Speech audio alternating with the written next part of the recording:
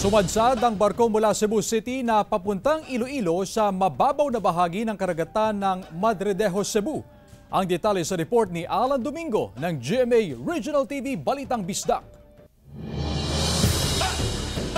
Ayon sa Philippine Coast Guard, ligtas ang sakay na 215 na pasahero at 37 na tripulante ng MV Pilipinas Butuan ng Cocalyong Shipping Lines. Alas 7 ng gabi nitong linggo nang umalis sa daungan ng Pier 1 sa Cebu City ang Roro passenger vessel na patungong Iloilo.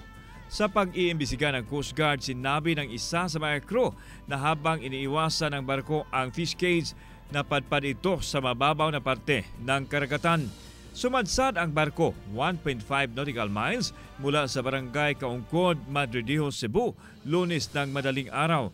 Agad na nakipag-ugnayan ang kapitan ng MV Pilipinas Butuan sa Coast Guard substation sa Bantayan para humingi ng tulong.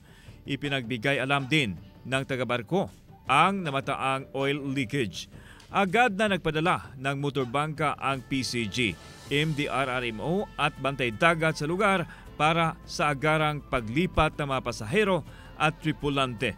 Bandang alas 9:30 kaninang umaga nang makumplito ang paglipat ng mga sakay sa nasabing barko sa Madridejos, Cebu. Dagdag ng PCG dahil sa ulat na may oil leakage, agad na ipinadala ang BRT Malamawi na may dalang oil spill boom, ang 1 box of absorbent pads. Ayon kay Coast Guard Commander Agapito Biban, ihahatid ng Coast Guard ang mga apektadong pasahero sa Iloilo.